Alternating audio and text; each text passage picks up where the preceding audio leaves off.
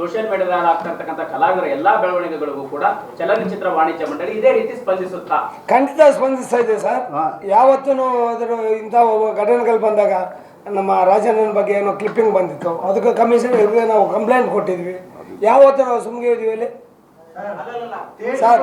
ಸಾಕಷ್ಟು ಸಿನಿಮಾಗಳು ಒದ್ದಾಡ್ತಾ ಇದ್ದಾರೆ ಸರ್. ಯಾವತ್ತಾದ್ರೂ ಥಿಯೇಟರ್ ಸಮಸ್ಯೆ ಆಗಿದೆ ಅಂತ ಇಂತ ಒಂದು ಚಿಕ್ಕ ಸಿನಿಮಾಗಾಗ್ಲಿ ದೊಡ್ಡ ಸಿನಿಮಾಗಾಗ್ಲಿ ಸರ್, ಇವತ್ತೆಲ್ಲ ಸ್ಕ್ರೀನ್ಗಳು ಖಾಲಿ ಬಿದ್ದಿದ್ದಾವೆ, ಹೋಗಲಿಲ್ಲ. ನಾನು ಒಬ್ಬ ಎಕ್ಸ್ಪರ್ಟ್ ಆಗಿ ಹೇಳ್ತಾ ಇದ್ದೀನಿ.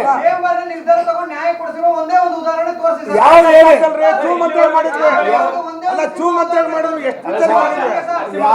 ಯಾರು ಮಾತ್ರ ಬಂದಿದ್ದಾರೆ ಹೇಳಿ ಸರ್. ರಿಲೀಸ್ ಆಗ್ತಿದೆ ಗೊತ್ತಾ ನಿಮ್ಗೆ? ಯಾವ್ದು ತಗ್ ಲೈಫ್ ಅನ್ನುವಂತ ಸಿನಿಮಾ ಎಷ್ಟು ಥಿಯೇಟರ್ ರಿಲೀಸ್ ಆಗ್ತಿದೆ ಅದು ನಿಮಗೆ ಗೊತ್ತಿಲ್ವಾ? ನಿಮಗೆ ಗೊತ್ತಿಲ್ವಾ ಅದು? ಅಲ್ಲ, ನಿಮಗೆ ಗೊತ್ತಿಲ್ವಾ ಅದು? ನಿಮಗೆ ಗೊತ್ತಿಲ್ವಾ ಅದು? ನಿಮಗೆ ಗೊತ್ತಿಲ್ವಾ ಅದು? ಇವತ್ತೊಂದು ದಿವಸ ನಾನು ಹೇಳ್ತೀನಿ ಕೇಳ್ರಿ, ನಾನು ಹೇಳ್ತೀನಿ ಕೇಳ್ರಿ ನಿಲ್ಲಿಸ್ತೀರಾ ಮಾತಾಡ್ತೀರಾ? ನಾನು ಹೇಳ್ತೀನಿ ಕೇಳಿ, ನಾನು ಹೇಳೋದನ್ನ ಕೇಳಿಸ್ಕೊಳ್ಳಿ ಅಷ್ಟೇ. ನಾನು ಹೇಳೋದನ್ನ ಕೇಳಿಸ್ಕೊಳ್ಳಿ. ಇರಿ ಒಂದ್ ನಿಮಿಷ. ರಾವಣ್ ಅನ್ನೋ ಒಂದು ಪಿಕ್ಚರ್ ನೋಡಿ, ಇದನ್ನ ಕೆಡಿಸ್ಬೇಡಿ. ರಾವಣ್ ಅನ್ನೋ ಒಂದು ಪಿಕ್ಚರ್ ಬಿಡುಗಡೆ ಆದಾಗ ಎಂಟೈರ್ ಬೆಂಗಳೂರಿನಲ್ಲಿ ಎಲ್ಲಾ ಥಿಯೇಟರ್ಗೂ ಹೋಗಿ ಎಲ್ಲಾ ಪ್ರಿಂಟಿಂಗ್ ಎತ್ಕೊಂಡ್ಬಂದು ನಮ್ಮಲ್ಲಿ ಇದ್ದಿದ್ದು ಏನು ಕರಾರು, ಕರ್ನಾಟಕದಲ್ಲಿ 27 ಚಿತ್ರಮಂದಿರಗಳೇ ಮಾತ್ರ ಬಿಡುಗಡೆ ಆಗಬೇಕು ಪರಭಾಷೆ ಇರೋದು. 2ನೇ ವಾರ ಆದಮೇಲೆ ಬೇರೆ ಹೋಗ್ಬೇಕು. ನಾನು ವಿಷಯಕ್ಕೆ ಬರ್ತೀನಿ, ದಯವಿಟ್ಟು ಯಾರು ಇದನ್ನ ಡಿಸ್ಟರ್ಬ್ ಮಾಡಬೇಡಿ. ಆ ಸಂದರ್ಭದಲ್ಲಿ ಅವತ್ತು ನಾವು ಮಾಡಿದ್ದನ್ನ CCIಗೆ ಕೇಸ್ ಹಾಕಿದ್ಮೇಲೆ CCI ನಮ್ಗೆ ಏನಾಜ್ಞೆ ಮಾಡಿದೆ, ಇವತ್ತಿನವರೆಗೂ 1.5 ಕೋಟಿ ಖರ್ಚು ಮಾಡಿದ್ದೀವಿ. 1.5 ಕೋಟಿ ಖರ್ಚು ಮಾಡಿದ್ದೀವಿ. ನಿಮ್ಗೆ ಗೊತ್ತಾ ಸುರೇಶ್ ಅವರೇ? ಪ್ರಯತ್ನ ಮಾಡಿದ್ರಿ ಇಲ್ಲಿ ಕೇಳಿ, ನಮ್ಮವ್ರು 2-3 ಜನ ಹೋಗಿ ಪ್ರತಿ ವಾರ ಕೇಳಿಸ್ಕೊಳ್ಳಿ, ಪ್ರತಿ ವಾರ ಡೆಲ್ಲಿ ಕೋರ್ಟ್ನಲ್ಲಿ ಅಲಿತಾ ಇದ್ದಾರೆ. ಯಾಕೆ ಅಂತ ಹೇಳಿದ್ರೆ, ಇಡೀ ಭಾರತದಲ್ಲಿ ಯಾರು ಯಾವುದೇ ಕಾರಣದಲ್ಲೂ ಬಿಸ್ನೆಸ್ಗೆ ತೊಂದರೆ ಮಾಡಬಾರ್ದು, ಅವರವ್ರ ಬಿಸ್ನೆಸ್ ಅವರು ಮಾಡಬೇಕು. ಇದನ್ನ ಮಾಡಿದ್ದು ತಪ್ಪು ಅಂತ ಹೇಳ್ಬಿಟ್ಟು ಇವತ್ತು ನಮ್ಮ ವಾಣಿಜ್ಯ ಮಂಡಳಿಯ 3 ಜನ ಅವತ್ತಿನ ಪದಾಧಿಕಾರಿಗಳ ಮೇಲೆ ಕೇಸ್ ಆಗಿದೆ. 1.5 ಕೋಟಿ 1.25 ಕೋಟಿ ಇಲ್ಲಿವರೆಗೂ ನಾವು ಖರ್ಚು ಮಾಡಿದ್ದೀವಿ. ನೀವು ಯಾವ ಮಧ್ಯ ಪ್ರವೇಶ ಮಾಡಬಾರ್ದು ಅಂದಮೇಲೆ ಕೋರ್ಟ್ ತಾಕೀತು ಮಾಡಿದ್ಮೇಲೆ ನಾವು ಕೋರ್ಟಿಗೆ ತಲುಪಬೇಕಾ ಬೇಡವಾ? ಇದು ನಮ್ಮನ್ನ ಕಾಡ್ತಾ ಇರೋದು ಸತೀಶ್, ಅದನ್ನ ಅರ್ಥ ಮಾಡ್ಕೊಳ್ಳಿ.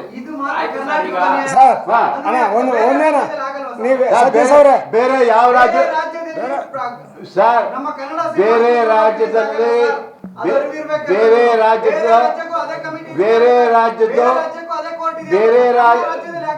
ರಾಜ್ಯದವರು ಹೋಗಿ ಬೇರೆ ರಾಜ್ಯದವರು ಹೋಗಿ ತಮಿಳುನಾಡು, ಆಂಧ್ರ, ಕೇರಳ ಎಲ್ಲರೂ ಪೆನಾಲ್ಟಿ ಕಟ್ಕೊಂಡು ಬಂದವ್ರೆ. ಈಗ ಅವ್ರು ಯಾರು ಏನು ಮಾತಾಡ್ತಾ ಇಲ್ಲ. ಆಮೇಲೆ ಅದಕ್ಕೂ ನಿಮ್ಗೆ ಹೇಳ್ಬಿಡ್ತೀನಿ ಕೇಳಿ, ನಮ್ಮಲ್ಲಿ ನಮ್ಮವ್ರಿಗೆ ಸ್ವಾಭಿಮಾನ ಕಮ್ಮಿ ಅನ್ನೋದನ್ನ ನಾನು ಒಪ್ಕೊಡ್ತೀನಿ. ಅದನ್ನ ಸರ್ ಇವತ್ತು ಸರ್ ಇವತ್ತು ಅವರು ಇವಾಗ CCI ಮಧ್ಯ ಬಂದ ಮೇಲೆ ಅವರು ಕೂಡ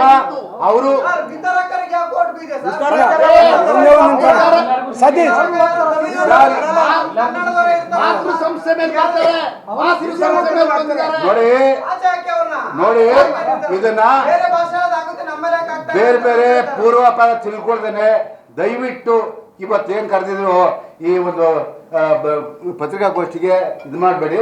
ಇವತ್ತು ಪೂರ್ತಿ ತಿಳ್ಕೊಂಡು ಮಾತಾಡಿ. ನಾನು ಒಪ್ಕೋತೀನಿ. ಸತೀಶ್ ಅವ್ರಿಗೊಂದು ಕೇಳ್ತೀನಿ ನಾನು. ಈಗ ನಮ್ಮ ಎಕ್ಸಿಕ್ಯೂಟಿವ್ಗಳಿಗೆ ಯಾರು ಸ್ಪಂದಿಸ್ತಾ ಇಲ್ಲ, ಯಾವುದು ತೀರ್ಮಾನ ಮಾಡಿಲ್ಲ ಅಂತ ಕೇಳ್ಬಿಟ್ಟಿದ್ರಿ ಅಲ್ವಾ? ನಮ್ಮ ಮೀಡಿಯಾದವರು ಒಂದು ಕನ್ನಡ ಸಿನಿಮಾ ರಿಲೀಸ್ ಆದರೆ ಎಷ್ಟೊತ್ತು ತೋರಿಸ್ತೀರಾ ಸರ್? ಅದೇ ಬೇರೆ ಲ್ಯಾಂಗ್ವೇಜ್ಗಳಾದರೆ 24 hours ಹಾಕ್ಬಿಡ್ತೀರಾ ಪ್ಯಾನ್ ಇಂಡಿಯಾ ಅಂತ ಹೇಳಿ. ಅದನ್ನು ಸರಿನಾ? ಸುಮಾರು ಎಷ್ಟು ಲಿಸ್ಟ್ ಕೊಲ್ಲ, ನಾನು ಲಿಸ್ಟ್ ಕೊಡ್ತೀನಿ ಒಂದು ಸರ್. ಯಾವ ಹೌದು ಸರ್, ನೀವು ಅದೇ ಕಾಳಜಿ ಇಟ್ಕೊಳ್ಳಿ ಸರ್, ನೀವು ಅದೇ ಕಾಳಜಿ ಇಟ್ಕೊಳ್ಳಿ. ನಾವು ಯಾವುದೇ ಕನ್ನಡ ಸಿನಿಮಾಗೆ ನಾವು ಯಾವ ಥಿಯೇಟರ್ ಅನ್ಯಾಯ ಮಾಡಿಲ್ಲ. ನಾನು ನಿಮ್ಮನೆ ಕೇಳ್ತಾ ಇದ್ದೀನಿ ನಾನು. ಹಾಗಾದ್ರೆ ಚಿತ್ರೋದ್ಯಮದಲ್ಲಿ ಯಾವ ಕಲಾವಿದರು ಯಾವಾದ್ರೂ ಹೊಸ ತಂಡಗಳಿಗೆ ಅಷ್ಟು ಸುಲಭವಾಗಿ ಸ್ಪಂದಿಸುವಂತ ಪದ್ಧತಿ ಇದೆಯಾ? ಜೊತೆಗೆ ಯಾವ್ದಾರ ಸ್ಟಾರ್ಗಳು ಮನೆ ಹತ್ರ ಹೋಗ್ಬಿಟ್ಟು ಅವ್ರು ಈಸಿಯಾಗಿ ಹೊಸ ತಂಡಕ್ಕೆ ಸಪೋರ್ಟ್ ಮಾಡುವಂತ ಪಾಸಿಬಿಲಿಟೀಸ್ ಇದೆಯಾ? ಒಂದು. ಹಾಗಾದ್ರೆ ನೀವೇನಾದ್ರು ಚಲನಚಿತ್ರ ವಾಣಿಜ್ಯ ಮಂಡಳಿ ಸ್ಟಾರ್ಗಳನ್ನ ಕೇಳಿ ನೀವು ಮಾತನಾಡಿಸುವಂತಹ ಸಾಧ್ಯತೆಗಳು ಮಾಡಿದ್ದೀರಾ? ಅಲ್ಲ ಸರ್, ಅಲ್ಲ ಎಲ್ಲಾದ್ರಲ್ಲೂ ಸಂಶಯ ಇದೆ, ಇಲ್ಲ ಅಂತ ನಾನು ಸರ್ ಎಲ್ಲ ಅದೇ ರೀತಿ ಸರ್ ಖಂಡಿತ ನಾನು ಹೇಳೋದು ನಾವೆಲ್ಲ ನಿಮ್ಮಲ್ಲಿ ತಪ್ಪು ನಡೀತಾ ಇದೆ. ಬಿಸ್ನೆಸ್ ಸರ್, ಇದು ಪ್ರಶ್ನೆ ಮಾಡಬಾರ್ದ? ವ್ಯಾಪಾರ ಇದು. ಅಲ್ಲ ನಿಮಗಿರೋ ಸ್ವತಂತ್ರ ನಮಗೂ ಇದೆ, ನಿಮಗಿರೋ ಸ್ವತಂತ್ರ ನಮಗೂ ಇದೆ. ಯಾಕೆ ಪ್ರಶ್ನೆ ಮಾಡಬಾರ್ದು? ಅದಕ್ಕೆ ಮಾಧ್ಯಮ ಪ್ರಶ್ನೆ ಮಾಡ್ತಾರೆ, ಅದಕ್ಕೆ ಹೇಳ್ತಾರಲ್ಲ ಮಾಧ್ಯಮ. ನಾವ್ ಯಾವತ್ತೂ ಮಾಧ್ಯಮ ಸಂವಿಧಾನಕ್ಕೆ ನಾವು ಗೌರವ ಕೊಟ್ಕೊಂಡು ಬಂದಂತವ್ರು. ಮಾಧ್ಯಮ ನೀವು ಹೆಂಗ್ ಪ್ರಶ್ನೆ ಮಾಡ್ತಾರೋ ಹಂಗೆ ನಾನು ಪ್ರಶ್ನೆ ಮಾಡೋಗ್ತಿದ್ದೆ. ನನಗೆ ಹೇಳಿ ಸರ್. ನಾವು ಸಪೋರ್ಟ್ ಮಾಡಿಲ್ಲ. ಯಾಕೆ? ಕೆಲವು ಸಿನಿಮಾಗಳು ನಮಗೆ ಸಪೋರ್ಟ್ ಮಾಡಂತ ಕಂಟೆಂಟ್ ಇರಲ್ಲ. ಕೆಲವು ಸಿನಿಮಾಗಳಲ್ಲಿ ಸ್ಟಾರ್ ಕಾಸ್ಟ್ ನಮಗೆ ಕಂಟೆಂಟ್ ಮಾಡುವಂತ ಸಾಧ್ಯತೆಗಳಿವೆ. ಯಾರು ಫ್ರೀ ಆಗಿ ಇರಿ ಸರ್. ಇನ್ನ ಕೆಲವು ಸಿನಿಮಾಗಳಿಗೆ ಸ್ಪಂದಿಸೋಕೆ ಅವ್ರು ಯಾರು ನಮ್ಮನ್ನ ಕೇಳ್ಕೊಂಡಿರಲ್ಲ, ಅವುಗಳ ಬಗ್ಗೆ ನಮಗೆ ಮಾಹಿತಿನೇ ಇರಲ್ಲ. ಸೊ ಇಷ್ಟೆಲ್ಲ ಸಮಸ್ಯೆಗಳ ನಡುವೆ ಕೆಲವು ಮಾಡಿರಲ್ಲ. ಹೋಗ್ತೀವಿ. ನೀವು ಚಲನಚಿತ್ರ ವಾಣಿಜ್ಯ ಮಂಡಳಿ ಏನ್ ಮಾಡಿದ್ರೆ ಸರ್? ಅದೇ ಸರ್, ನಾವು ನಮ್ದು ಕೇಳ್ಸ್ಕೊಳ್ಳಿ, ನಮ್ದು ಕೇಳ್ಸ್ಕೊಳ್ಳಿ ಸರ್. ಇರಿ ಸರ್. ಅಲ್ಲ ಸರ್, ಅದೇ ನೀವೇನು ಸಮಸ್ಯೆಗಳು ಹೇಳ್ತಾ ಇದ್ದಾರಲ್ಲ, ಅದೇ ಎಕ್ಸಿಕ್ಯೂಟಿವ್ ಲೈನಲ್ಲೂ ಸಮಸ್ಯೆಗಳಿದೆ ಸರ್. ಅವ್ರದ್ದು ಒಂದು ಜೀವನ ಸರ್, ಒಂದು ಜೀವನ ಅಡಗಿದೆ ಅದರಲ್ಲಿ. ನೀವೇನು ಹೇಳಿದೆ 4 ತಿಂಗಳಿಂದ ಸಿನಿಮಾ ಇಲ್ಲ, ಯಾವ ಜನ ಬರ್ತಾ ಇಲ್ಲ ಥಿಯೇಟರ್ಗಳಿಗೆ. ನಾವು ಹೇಗೆ ನಡೆಸ್ಬೇಕು ಹೇಳಿ? ಏನ್ ಮಾಡ್ತೀವಿ ಅಂದ್ರೆ ನಾವು ಕನ್ನಡ ಬಂದ್ರೆ ಆದ್ಯತೆ ಕೊಟ್ಕೊಂಡೇ ಬಂದಿದ್ವಿ. ಕನ್ನಡ ಬಂದಾಗ ಆದ್ಯತೆ ಕೊಟ್ಕೊಂಡೇ ಬಂದಿದ್ವಿ. ಮಾತಾಡೋದೇ ಒಂದು ನಮ್ಮ ಜಗನ್ ನೀವೇ ಕೇಳಿದ್ರಲ್ಲ, ನೀವು ನಮ್ಮ ನಿರ್ಮಾಪಕ ಒಂದು ಕಂಪ್ಲೇಂಟ್ ಇದೆ. ಏನಂದ್ರೆ ನಿಮ್ಗೆ ಕಮರ್ಷಿಯಲ್ ಕೊಟ್ರೆ ಮಾತ್ರ ನೀವು ಪ್ರಚಾರಗಳು ಮಾಡ್ತೀರಾ ಅನ್ನೋದು ಸುಮಾರು ಜನ ನಿರ್ಮಾಪಕರ ಕಂಪ್ಲೇಂಟ್. ಸುಮಾರು ಜನ ಎಲ್ಲರೂ ನಾವು ಹೇಳ್ತೀನಿ.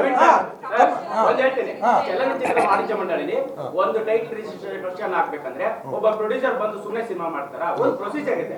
ಆ ಮಿನಿಮಮ್ ಪ್ರೊಸೀಜರ್ ಎಲ್ಲದರಲ್ಲೂ ಇರುತ್ತೆ. ಅದನ್ನ ಹೊರತುಪಡಿಸಿ ನಾವು ಸಪೋರ್ಟ್ ಮಾಡಿರ್ತೀವಿ. ಇದು ಹೇಳ್ತೀನಿ. ಆಮೇಲೆ ಸಮಾಧಾನವಾಗಿ ಕೇಳಿಸ್ಕೊಳ್ಳಿ. ನಮ್ಮ ನಿರ್ಮಾಪಕರ ವಲಯದ ಒಬ್ಬ ದಯಾಳ್ ಪದ್ಮನಾಭನ್ ಅವರು ಕರೆದಂತ ಪತ್ರಿಕಾಗೋಷ್ಠಿಗೆ 3 ಜನ ಕೂಡ ಇರ್ಲಿಲ್ಲ. ಅದ ಆಮೇಲೆ ರೈಟಿಂಗ್ ಅಲ್ಲಿ ಲೆಟರ್ ಕೊಟ್ಟಿದ್ದಾರೆ. ಇದೆಯಲ್ಲ ಇಲ್ಲಿ. ಹೊಸಬರಿಗೆ ಏನ್ ಮಾಡಿದಿರಿ ಅಂತ ಕೇಳ್ತಾ ಇದೀರಲ್ಲ.